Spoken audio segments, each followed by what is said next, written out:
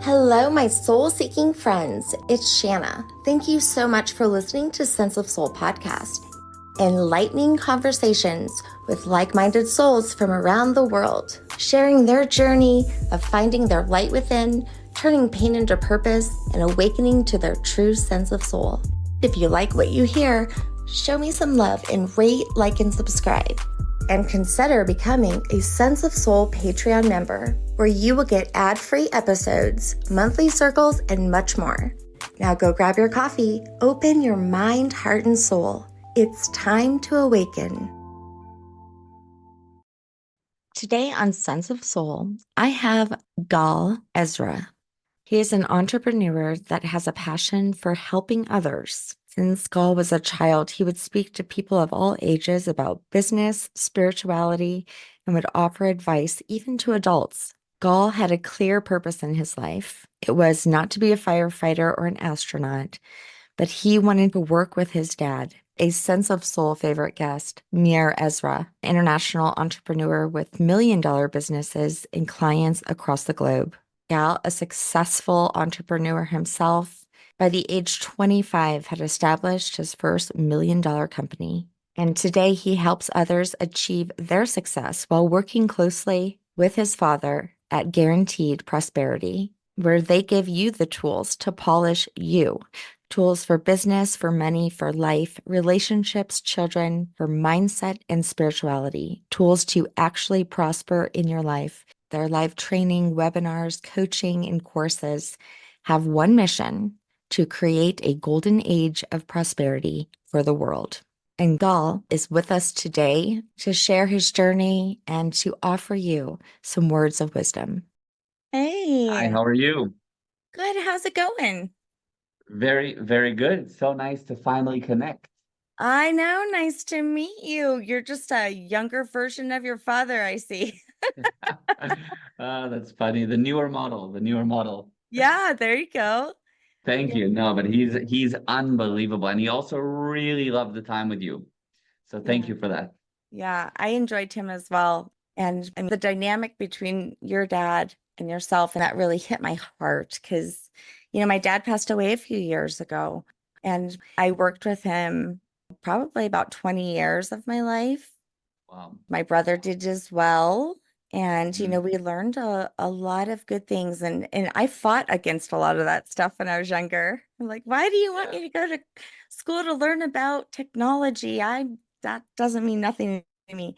And now it means so Yeah. much to me. So Wow, that's beautiful. Yeah, it's really a special connection that we have, and not everybody has it. It's really nice that you had something similar. That's amazing. yeah, yeah. Now, of course, my dad he was wise in his own way for sure, but boy, your dad pretty much knocked my socks off. Yeah. He tends to do that. He knows. Yeah. Yeah. And I got such great feedback. I mean, I had so many people message me and say that might be one of my favorite episodes. Wow. That's Yeah, amazing. isn't it? Wow. Okay. We have to have him back on. He'd love I to. know. I just thought that was Yeah. so amazing. That's so amazing. I mean, I've had, I don't know, like over 400 some episodes. So That's really, really cool. yeah, it was really cool. I'm super excited to hear your story. I've listened to some of your vlog on YouTube, Mhm. so I know a little bit Mhm. about you, but how about Yeah. just to start, why don't you tell the listeners and now the viewers a little bit about who you are and how you came to be? Yeah. With pleasure. So, firstly, my name is Gal Ezra, and I was born in Cape Town, South Africa, which is amazing. It's actually where I am right now. But I moved to the US when I was about 6 years old, and I lived there until I was 19.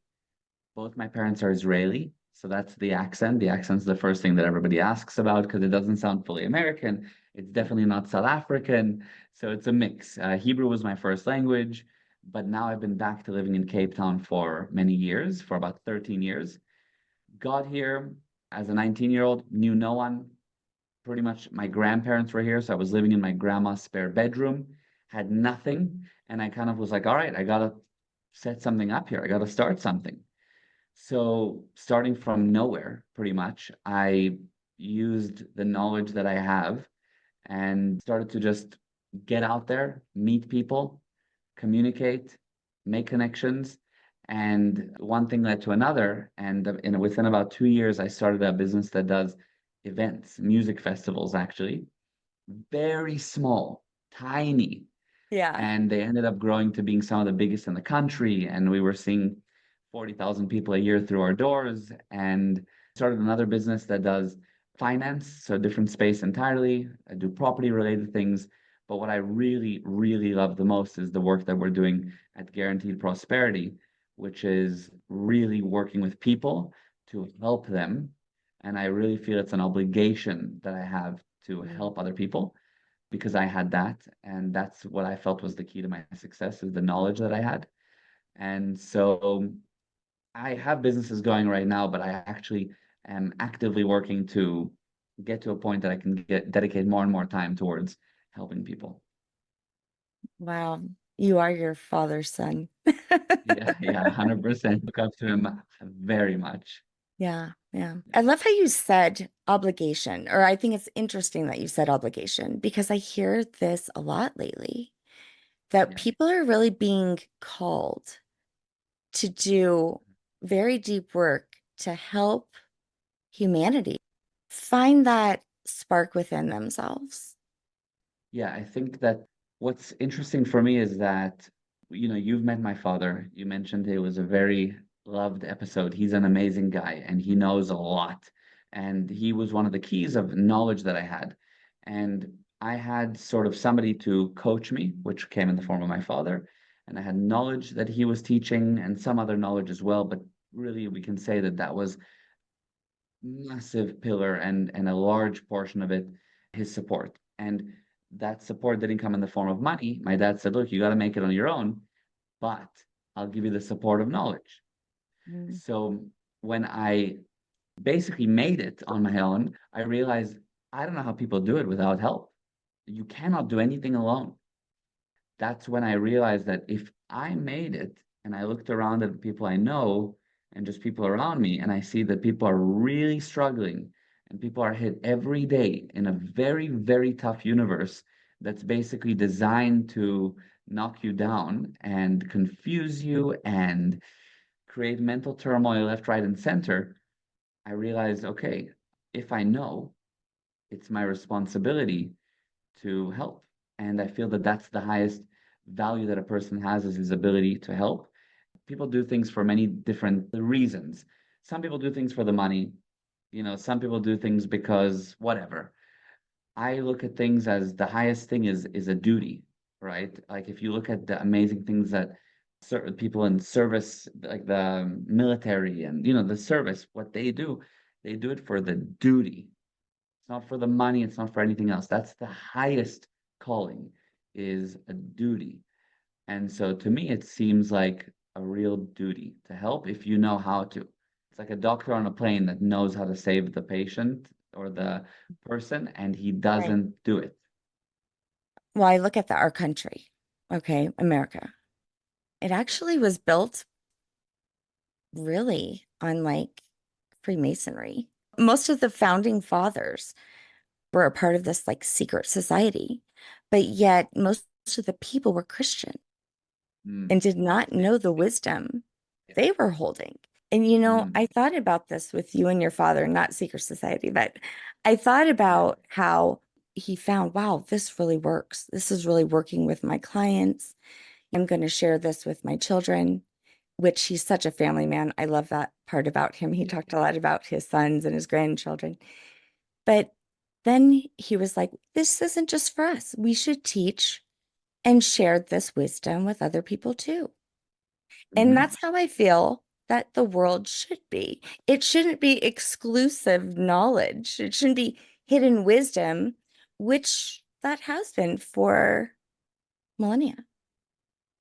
Yeah. It has to be known and shared. It's actually the only way to basically disinterbulate a society, right? So you have literally, if you think about it, like turbulence, right? And you can think of it like mental turbulence. There's this general constant turbulence that goes on in people's minds around everything. So we can call that interbulation. And Mhm. if you want to disinterbulate a society, meaning you want to get them to a point that they are actually back to sanity and not so much confusion, the Right. only way to do that is with enough sanity, enough logic, Mhm. enough people that are not with their attention stuck in the past, which is actually the definition of insanity. Is that, yeah, most people think that insanity is doing the same thing over and over again and expecting a different result. They've heard that as like a very common saying. But if you think about it, doing the same thing over and over again and expecting a different result is actually the definition of the word tenacity. Tenacity, being tenacious, doing something over and over again and expecting a different result is actually one of the best qualities you can have. You go to the Mm. gym, you do the same thing over and over again, and you expect a different result. You're working with children, you do the same thing over and over again and expect a different result. You tell them, go to the shower, go to the shower, go to the shower. They don't want to, go to the shower, go to the shower. Then they get in the shower.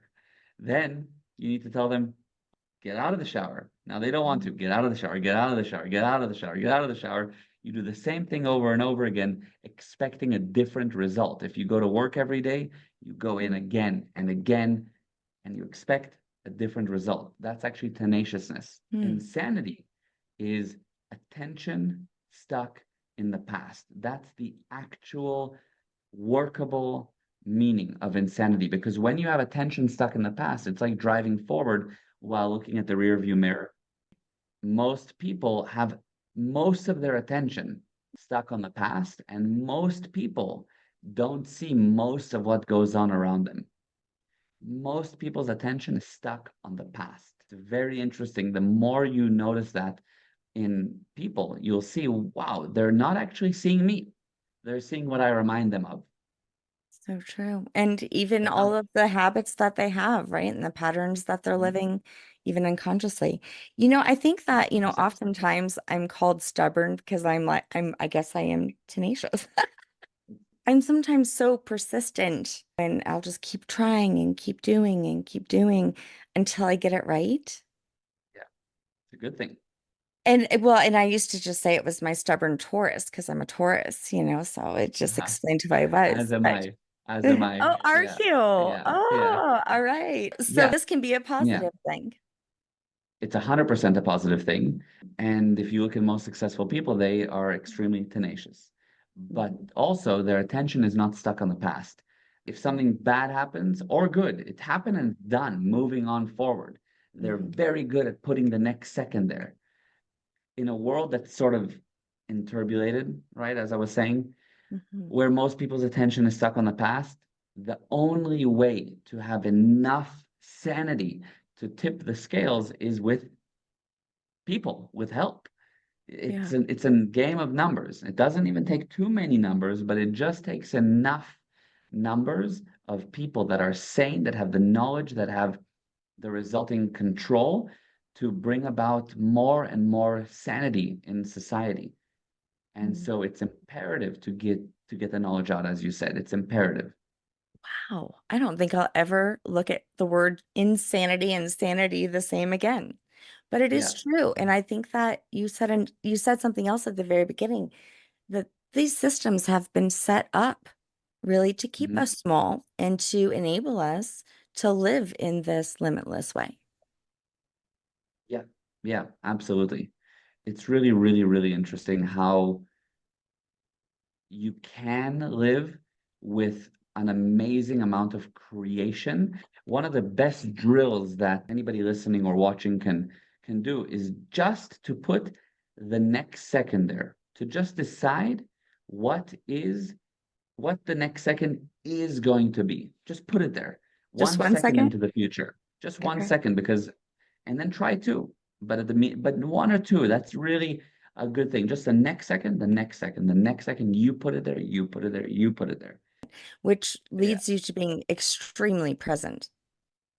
100%. Because you put the next second there to it. But present Hmm. time, if I'm to ask you what is present time? Uh-oh. Right now. Now. Yeah, and most people say now, but the only problem is that now, by the time you say now, It's it's in gone. the past. It's gone. It's gone. Yeah. Yeah. So present time actually is the amount of time that you consider you have control over. Mm. Now, most people have 1 second that they can control, but if I ask you what's going to happen in 5 minutes from now, I don't know. I'm not sure. 5 minutes from now. Now, there are some people that you can ask them what will happen 1 month from now, and they'll tell you. Some business owners, I saw an interview of Jeff Bezos, and somebody asked him, tell me, are you surprised by what's happening right now in Amazon? It's growing, it's this, and it's you guys are making record numbers. He said, I'm not surprised at all. I knew that what would be Mm. happening today, I knew about this 2 years ago. This Mm. was all planned. I know my next 3 months well into the future. I know exactly what's going to happen. So there's absolutely no doubt for him what's going to happen with his company in 3 months' time, in 1 year time, in 2 years. That's the amount of time that he considers he controls with the company. So when today hits, to him it's already happened. It just not surprising. I knew this would happen. It's amazing. It might be that he said Wow. 2 years or Right. 3 years, but the point is that he said, look, I knew what would happen today X amount of time ago. And I'm never surprised by what happens because I know well into the future what's going to happen with my company. So when it comes to his company, his present time is, let's say, 3 months into the future. He has total control over it. Anything that happens in those 3 months is irrelevant because he already knew it would happen. Most people's Wow. present time is 3 months ago.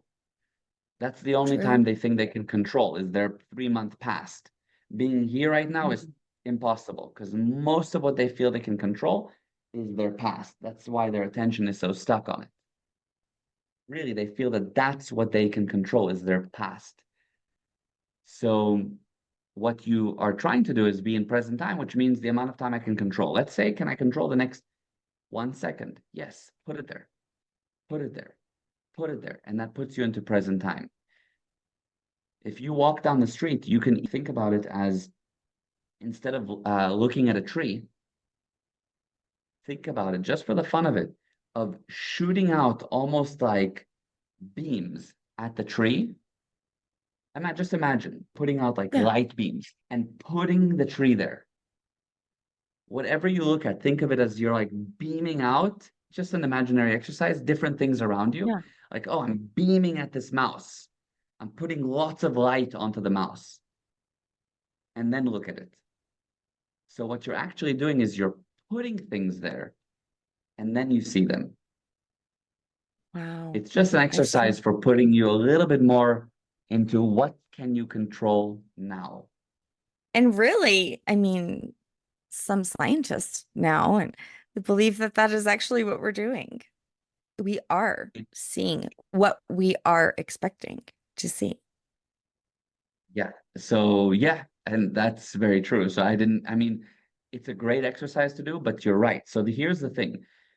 You have two options. You have the option of looking at things and you have the options of observing. Do you Mm. know the difference, looking or observing?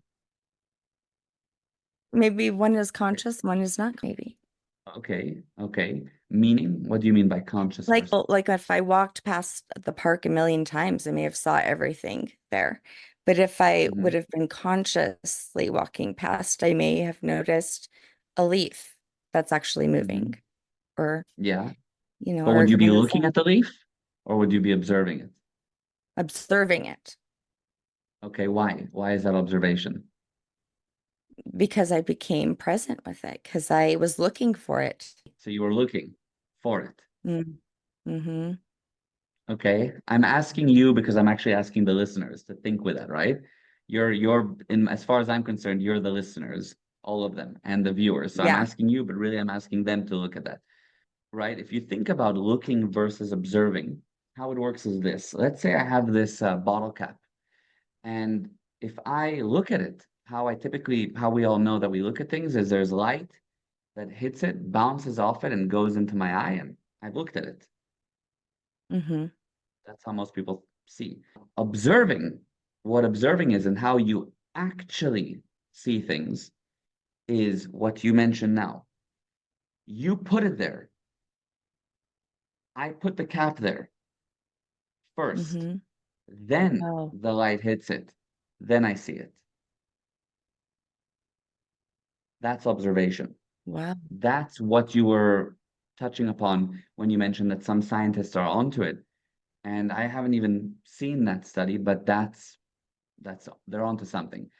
The truth is that you put things there, then you see them. An exercise towards that, a very basic one, is what I mentioned with the imagination of beaming light on. Do you imagine that you beam light onto things?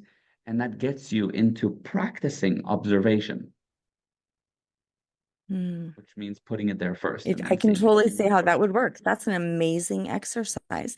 You're Yeah, actually almost shifting the way you perceive things yeah, and 100%. giving yourself control because it's all about, controlling the next Yeah, moment. it's the only way to actually observe is to put it there first, because otherwise Yeah. everything that you see is not really there.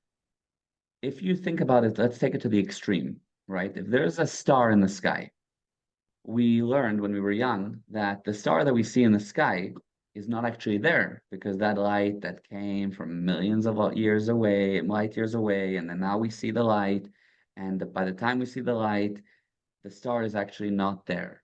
Most people know that if you look at the sun, the light that came from the sun is like, I don't know, 8 minutes old. And then some stars Yeah. are like hours old, and some stars are days old, and some stars are Mhm. years old that you see today.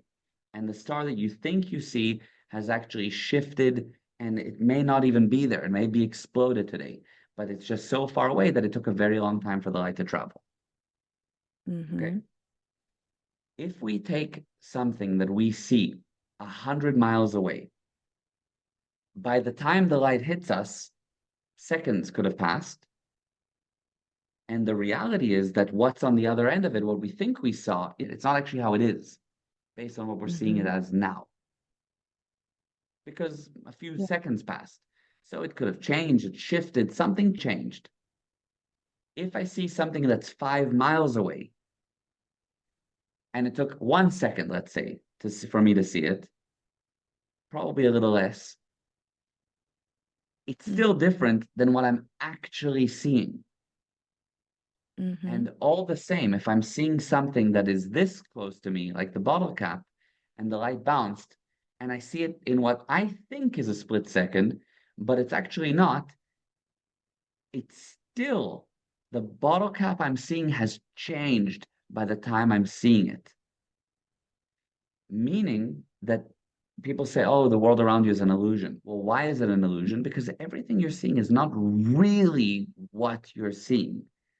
Everything is changing. You have millions and millions of atoms that are changing all the time inside, and everything's changing around you. And you think that what you see is exactly how it is. No, everything that you see Yeah. has a delay. And because of that, it's ever changing. You never really saw it fully. It's wild. It's wild. So, what's the point to all that interesting theory is that we need to be able to be in present time and we need to be able to observe. Observe meaning put it there. And the biggest enemy to being able to observe is the past.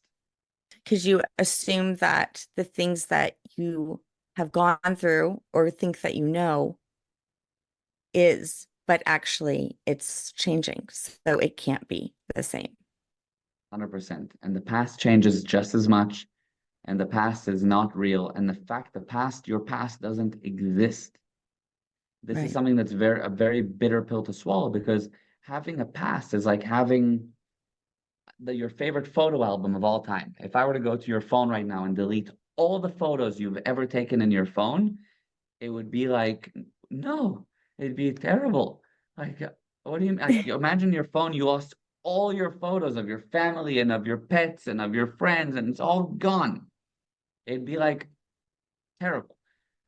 Taking away somebody's past and saying, look, the past is over, doesn't exist, is even worse. So it's very, very, Mhm. very, very hard for people to let go of their past. But the truth Mhm. is that the past has passed, and it isn't past until you have let it pass. But most Yes. people put the past here and carry the past with them. They make the past today all the time. But the truth is, there is no past. It's gone. It's over. It's just not here. You Mhm. have to let the past pass. And then you can be in present time. And from here, Mhm. you can put things there and actually create. You can bring something out of nothing, which is the definition of creation. Yes, to bring something out of nothing. So you can create. And we are doing it even if we don't realize we're doing it. Yeah, we're doing what do you mean? Holding on to the past? We're creating it whether we know or we're not. I get what you mean, but the thing is, most people don't actually create because to create, it means to bring something out of nothing. If Mm. anything, most people are created upon. Everything is put there for them, and they are total Mhm. spectators of the universe around them, of everything around them. Everything hits them. They've never put a single piece of observation out, and they've never truly been present. Most of people's attention is on their past. I get what you mean, but the average person is definitely not creating, unfortunately. If anything, they are created upon. And that's why Mhm. they're always slowly but surely degrading because all Yeah. day long they're being basically pushed down into degradation. I was talking to my cousin earlier this morning, and she lives in New Orleans. I live in Colorado. We're from a very close, big family. And oftentimes we're finding all of these similarities between our moms as they get older. Hmm. She's sharing with me, oh, my mom's starting to do this. I'm like, my mom's starting to do that. Oh, well, yeah. So it's actually very interesting that you're saying this because in the past, our grandma did this, right? So Hmm. we are almost creating that they are destined to be just like their mother was. Mm-hmm. Yeah, it's interesting. People become what they resist. No, wait a second. Don't say that. No, no, no. I know. But you'll see that resisting is actually keeping close in order to avoid. That's the definition of the word resist. If I resist a thought, if I resist thinking of a pink elephant, of course, you'll think of a pink elephant because you have to keep that close in order to avoid it. The only way I can avoid a wall is to push against it, meaning I have to have contact with the wall in order to push away from it. If I resist a person, meaning I don't want to think about them, I have to actively think about them in order to push them away. It's just amazing that the whole idea behind resisting is you think it's getting away from it, but you actually keep it close in order to avoid it. And when you resist something for a very, very, very long time, it becomes so close that you become it. That's why you see that people become just like their parents. They end up picking up habits that they hated about their parents and they end up doing it. In general, the whole concept of resisting is amazing because many people resist a lot of things in their life. This can go from spirituality to money. If you resist a situation where you don't have enough money, you're basically all day long saying, I don't have enough money. All day long, that's what you're putting there, actually. It's quite counterintuitive. You brought it to reality. You brought it to the reality when you're thinking that. It's not even that you brought it to the reality, you're making it be. We'd have to define what do you mean by brought it to Well, reality. like I was thinking the money as the cap, the situation as Oh, got the you. cap you were holding. Yeah. So with the cap, I have two options. I have one where I'm putting it there, meaning it's there because I decided to be, and I can create and I can cause. And you have the other option where I resist the cap and I'll have the cap there, but from a position of effect. So you have cause and you have effect. Everything in life has cause and effect. Cause meaning I am the one that makes it happen. Mhm. It comes from me. I'm controlling it. Effect meaning I'm getting hit by it. I am on the receiving end. I don't have control over it. So if I punch someone, I caused it. If they punch me, I'm effect. So everything can be done as cause or effect. If I'm creating, if I'm putting the cap there, Mhm. I'm causing it. If I resist the cap is my boss. It is my master. I'm resisting it. It has so much power. I have to push it away. I'm total effect. And so, yes, it will be there, but not because I created it. Certainly not me. It Okay. was my master. And you were bringing it closer to you, like you were saying before, the more you resisted it. You were actually moving physically away, like, no, no, no, no, no. Yeah, But I mean, 100%. so say something, say emotions arise in that Hmm. present moment, in this moment that you've created. Hmm. Which life, there's all kinds of things around us that are affecting us outside of us. Like the war in Israel right now. This war with Hamas is emotional when you put yourself there, when you put it here. How would you, or what would you create in a moment as deeply rooted past ancestry even starts to brew in Yeah. your, I would say, in your field of energy? Sometimes you can't even, you didn't put it there, but yet you're sensing it around you. So, first of all, how do we define the word emotion? It's like an energy within you that rises. Okay. What do you mean by energy within you that arises? I just want to understand what you mean. I had a cousin that passed today. This is why my cousin had called me. In the Mm. minute she told me this, I felt an energy rise, within my body.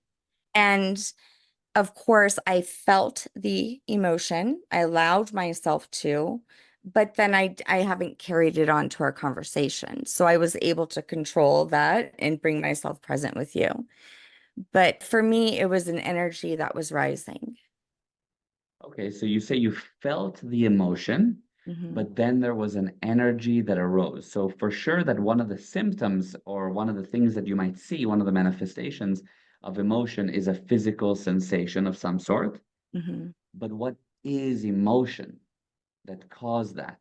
For Mm. sure, that's one of the reactions. Your body feels something. But what is emotion? I don't know. What is emotion? Now La you la. remind me of your dad again. Yeah. Yeah, it's a good question, and you'll see that the big focus in what we teach is Mhm. understanding the words. Right. One of the most important things that I ever learned was how important it is to understand words. Words.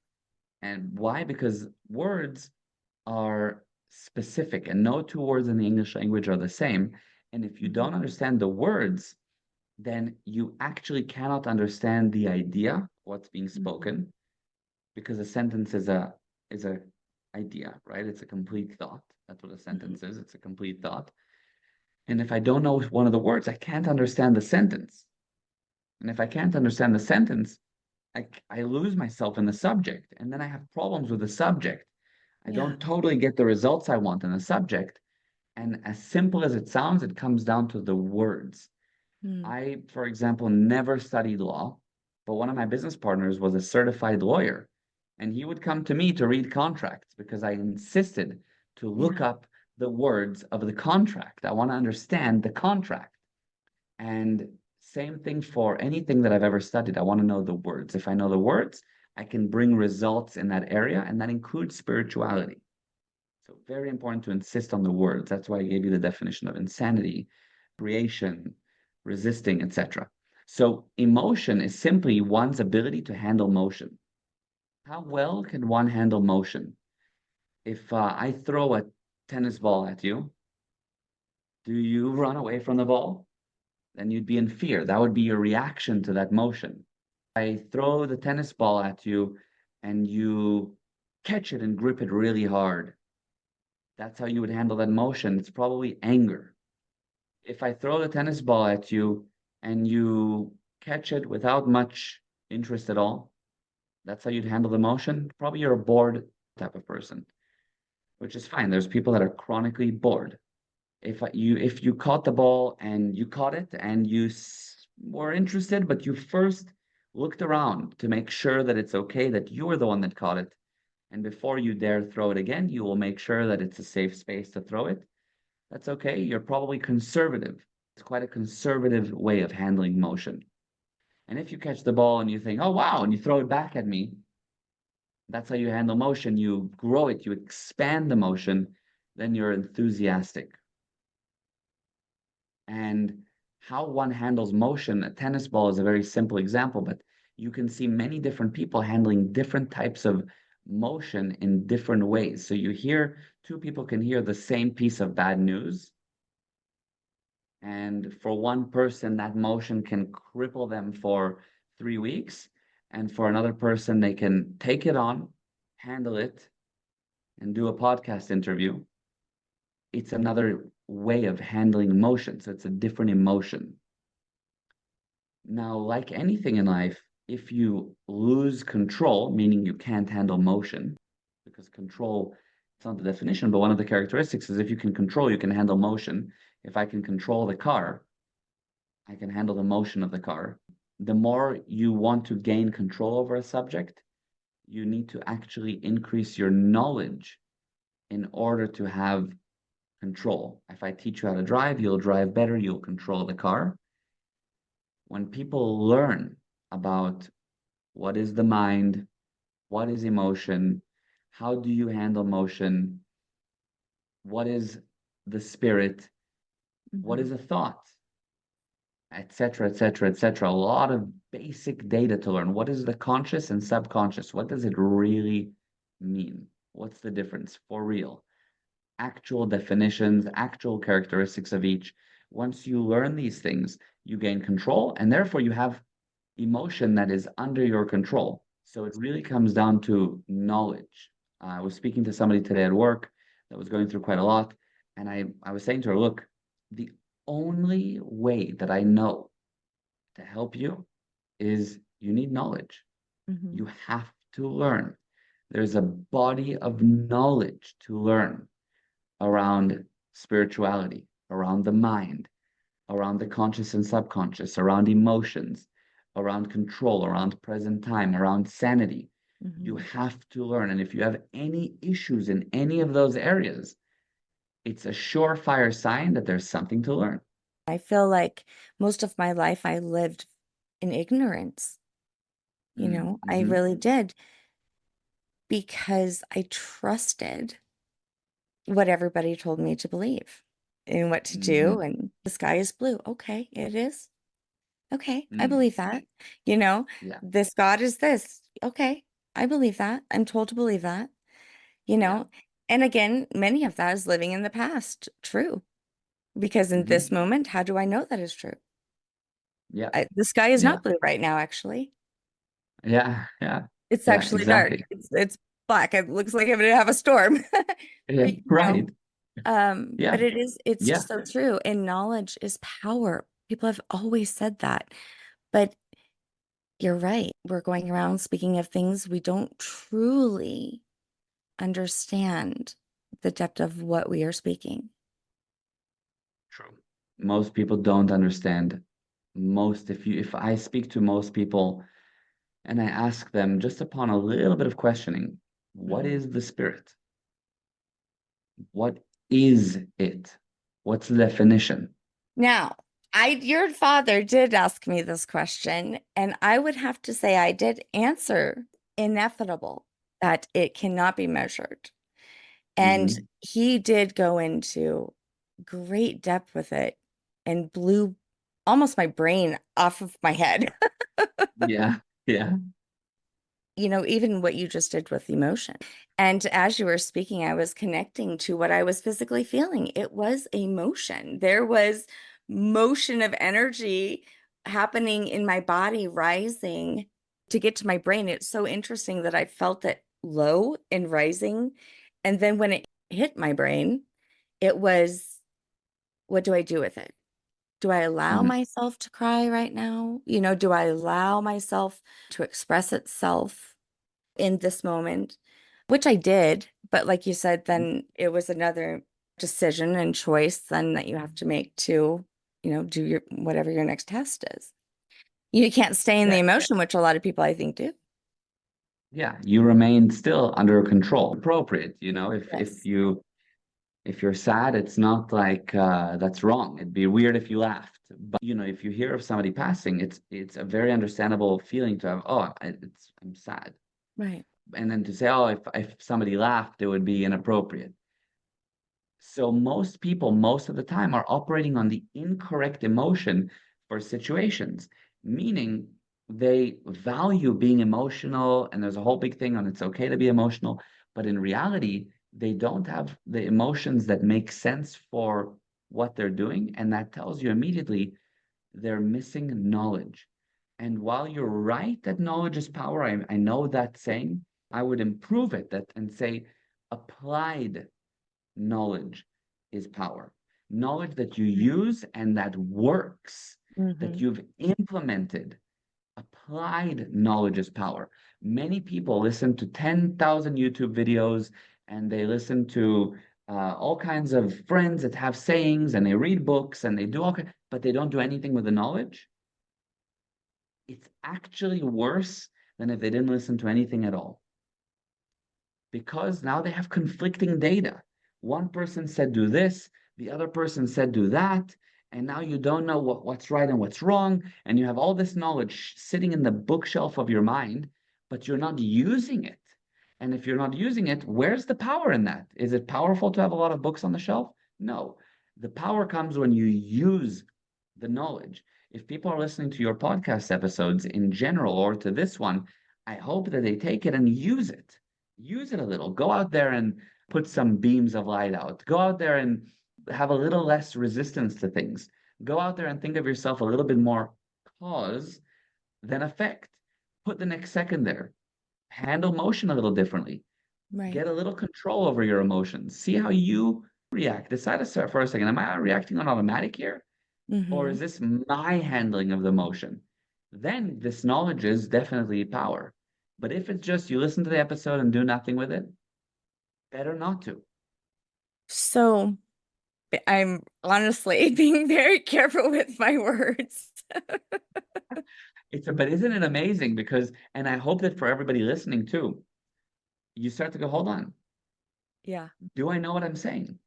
It's an amazing thing. It takes off the automaticity that Mm-hmm. people usually operate on. There's an automaticity. They just say things that they've heard. People Right. parrot things, but they don't actually say, do I know exactly what I'm saying here? So well What done I'm, to you, yeah, or what I'm going to say, right? or what I'm going to say. And but by the way, feel comfortable. Yeah, I get it. Yeah, No, we'll but have a conversation. But well done to you for even playing with that. we should be careful with our words. I don't know about careful. Why not careful? Because careful implies being cautious and being reserved. You should expand into Right. the universe, throw caution to the wind, and go for it. But we should have the knowledge of what we are speaking, the wisdom that comes with the words. We should be able Yeah, to understand what we're speaking. yeah. And even if you don't, at least be aware enough to say, hold on, I'm open to checking what the other person's saying and to checking, am I parroting? I Mm, talk to people sometimes and I say, well, define the word you said. And they can't. But not that they can't, like, you found yourself, maybe I could get a better definition. They can't, as in, they're not even willing to entertain. Why should I define it? It's a word. I know it. I don't want to define it for you. I know it. Well, okay, yeah. what do you mean? No. And they get really defensive if you ask them to define a word. So be out there. But, for me, I talk Yeah. and I say what I think, but I'm super willing to learn, to listen, to hear, to change my viewpoint. Yeah. I'm flexible. But many people that are not, they get locked on their way, and that's not good either. So don't be careful. Go ahead and communicate, but you're always willing to hear, you know what I mean, to listen. And Absolutely. you're, by the way, Yeah. you're an incredible interviewer just from what I've seen so far. You're such a good listener, and you have such good points that you make, just by the way. So Thank I you. mean, I think that you don't even need to hear what I just said. You Oh, you no, know that's that. not true. I was actually going to ask you about this because I feel like with knowledge also there's that understanding. Because I could listen to you and say, oh, yeah, oh, I know what you mean. I know, no, no, no. No, I Mhm. don't. But Right. to understand something, to really truly, when I can wrap my head around something, even if it takes hours of listening to you and your father, and then I finally get it, it's like it is like that light goes off in your head. You do feel like this actual energy of light. You're like, "Wow, I finally get it. I get it." Yes. Yeah, 100%. It's an amazing moment when you're able to let go of Mm, something that you were holding to and it gets replaced with truth. It actually doesn't really get replaced. It just gets knocked out. mm, When you get truth, truth has this amazing ability. What we do at Guaranteed Prosperity, if I were to summarize it, mhm, is this. Most people operate on fake realities. A fake mm, reality is a piece of information you're 100% sure is right. But when you use it, it doesn't bring you the expected results. Most people have many, many, many, many, many, many fake realities on many things. And when I say most people, it's me included. It's everybody has fake realities on many, many, many things. Things that we're sure is right. But when we use it, it doesn't bring the expected result. Now, the problem is you have areas of your life that you don't have the expected results in. For different people listening, it can be different things. It can be with family, it can be with relationships, could be with their body, could be mm. their state of mind, could be their business. If you're not bringing the expected results in that area and you don't know why, you have fake realities. You have information that you're sure is right, but it's not working. The problem is because you're so sure it's right, it's very hard to find. If you had a lineup of 100 things that it could be, you would never pick that one because that one you're sure is right. So it's very, True. very tricky to find them. People think it's tricky to find them. They think it's hard. The truth is, it's not really hard. What you do is you get pieces of truth, things that are 100% just self-evident, just wow, just it is, it's the truth. And truth blows fake realities. It blows them out of the water. You hear something like insanity is attention stuck in the past. It's true. And all of a sudden, certain things just go that it like lines up on certain other things. So you go, wait, but actually, so, and oh, I was actually tenacious then. This is actually a good thing from things line up because you got a piece of truth. So if I were to summarize, and that's this like understanding moment that you're saying, and it's like, wow, what we do is we specialize in giving specific pieces of truth that blow fake realities. That Yeah. was one of the questions I asked myself about a decade ago that kind of started my whole journey. It was kind of around that. It was how much of what I believe in have I been told to believe in? And of that, how much of that was actually my truth? And it was none, nothing, nothing. There was zero. Amazing. The only thing I could say that I could speak for my own truth was like my love for like my children. Like Mhm. I knew that to be true. But all Yes. of my belief systems, how I was living my life, who I was trying to be, all of those things were not experienced to be my truth. They were just what I was told to believe. That's amazing that you were even brave enough to look at that. That's amazing. And what I find really fascinating is you say, your love for your children, you know to be true. And it ties to something that I love that my dad says. And he says, look, people ask me if I believe in God. He says, I don't believe in God. I know there's God. Mm. If I believe in God, it's temporary. Sometimes I believe it, sometimes I don't. An hour ago, I believed it. Now I didn't believe it. Now I do believe it. Belief in the very meaning means I believe you. Meaning moments ago I didn't. I know is unshakable. I know my name. I know I love my children. I know it's like Yeah.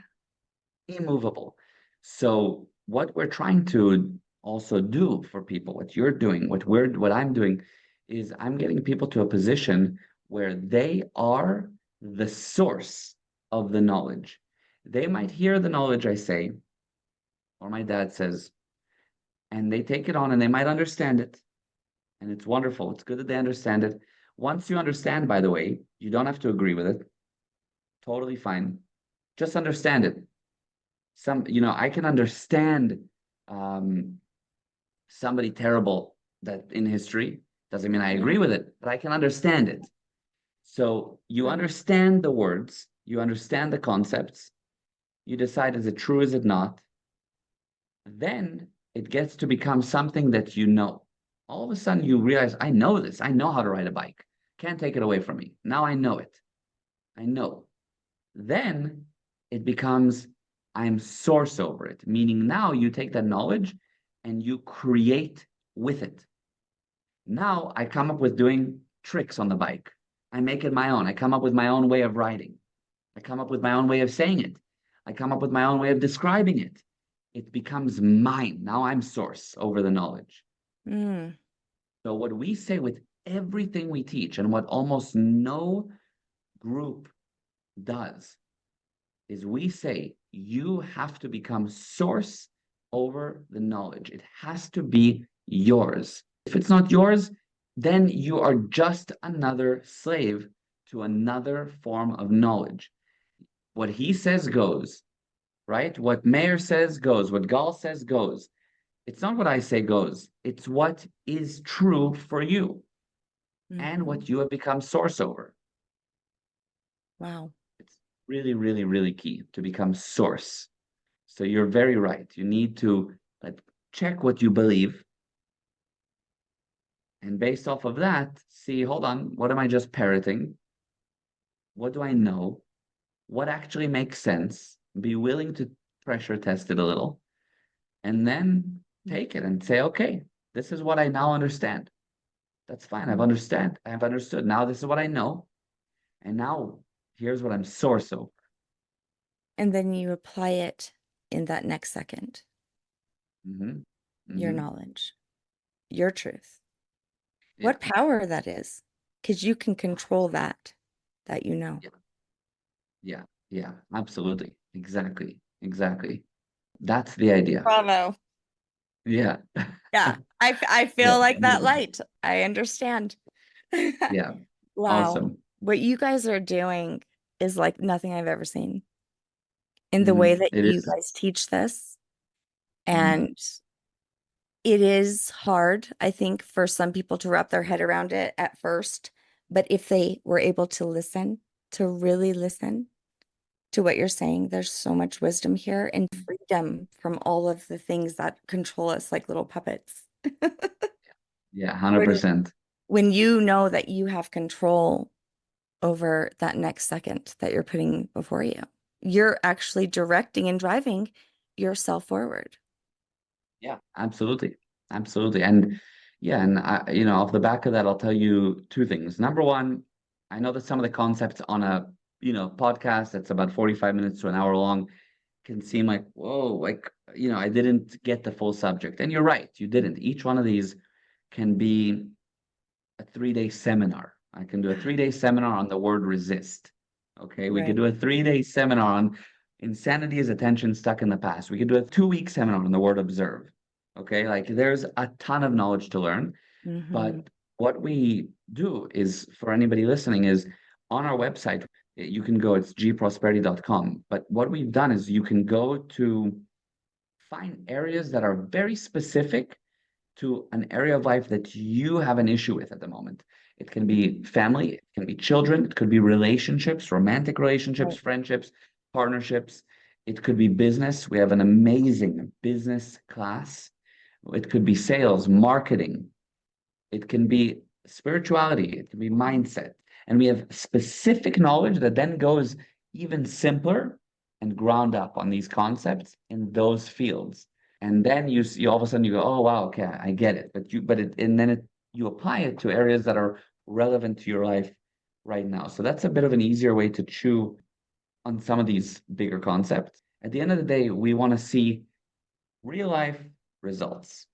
We're not spiritual in the sense that we are like some of these people that have like long white beards and beads and pray on a mountain. It's just not that Yeah. type of spirituality. It just isn't. It's Hmm. spirituality as in what is the spirit and how do we play this game of life? How do we bring results? How do we Hmm. succeed? But at the same time, how can you have lots of money and wealth and material things if you haven't for a moment thought, hold on, what's going on here for real? What is Hmm. this? thing I'm in?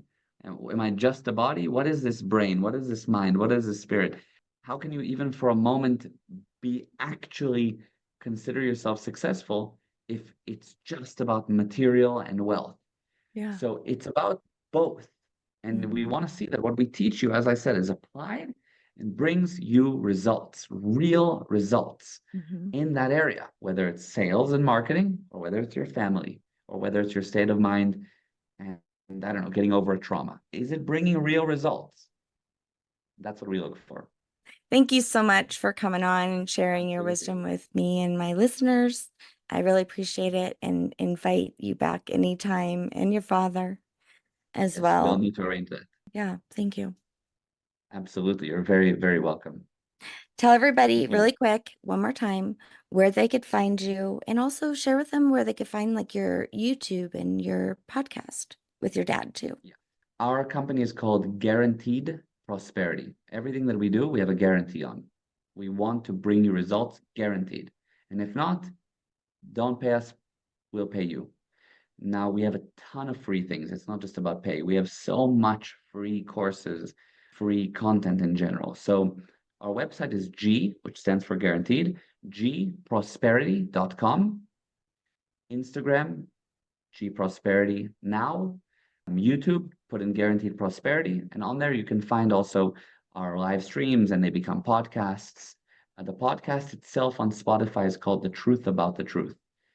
But anyway, if you find us on social media, Guaranteed Prosperity, or go to our website, you'll see all our content. And I think you'll love what you see there. And follow us on social Absolutely. media because we post tons. I mean, daily, we flood with truth and videos and quotes and all kinds of stuff that you'll enjoy. I do. I really do. Thanks so much. I Thank really you. appreciate Thank you. you. Thanks for listening to Sense of Soul podcast, and thanks to our special guests for joining me. If you want more of Sense of Soul, check out my website at www.mysenseofsoul.com, where you can work with me one-on-one or help support Sense of Soul podcast by donating to my coffee fund. Thanks for listening.